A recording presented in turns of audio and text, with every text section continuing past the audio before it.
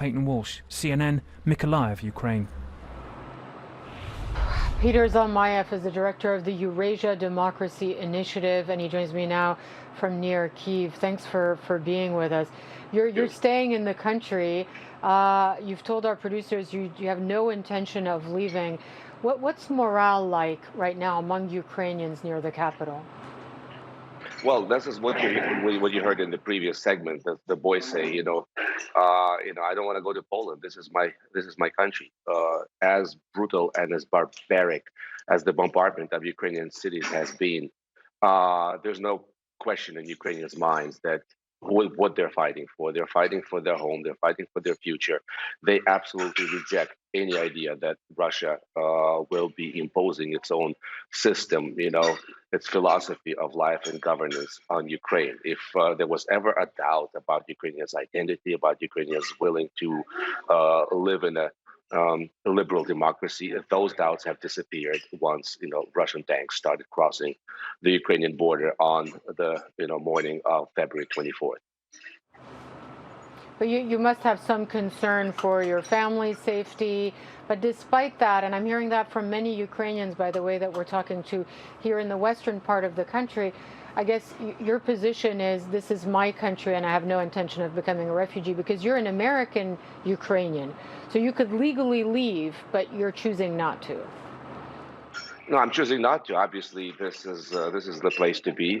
Right now, Vladimir Putin is trying to, he said he was trying to impose control over all of Ukraine when he talked to President Macron and Erdogan of Turkey. I don't think he has the forces to do that, but he certainly has the forces to keep terrorizing the whole country. It's a calculated risk, obviously, for me to remain in Ukraine. But I believe that, Ukraine shall prevail. I have no doubt in my mind, and there will be a lot of need, for folks like me to try to, bring it up to speed, to try to start rebuilding Ukraine, to try to bring back the millions of Ukrainians that have left. It's estimated that already Ukraine has suffered close to $100 billion of damage. Much more is expected, obviously, as Vladimir Putin escalates his campaign of terror. He is clear that he has suffered significant setbacks on the fields, military-wise. He has no plan, really. Mm-hmm. His only plan is to keep terrorizing civilians, to try to bring Ukrainians to their knees. Right, but that's not going to be enough to take over the country, to continue to occupy it. What do you see as a possible off-ramp for Putin's military here? Because where is the potential exit here? If Vladimir Putin at some point realizes, because some people say he's maybe even a bit delusional about his army's advances in Ukraine, but at some point, what if he realizes this is not a fight that he can win militarily? Where is the diplomatic open door? How do you what does that look like potentially? Well, everyone is questioning, and asking that question. I think that we will not be able to see that off-ramp for as long as Vladimir Putin thinks that his actions in Ukraine will go unpunished. You have to be obviously sending the right signals.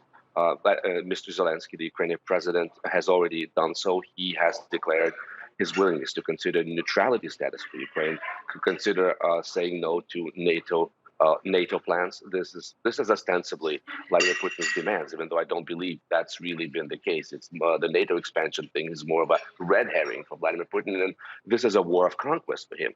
But the Ukrainian side is definitely trying to claim the initiative in this process. Zelensky will be addressing members of Congress. So while he's sending these signals diplomatically that he's willing to sit down and actually offer Mr. Putin an off-ramp, without a muscular show of strength, Vladimir Putin will not sit down.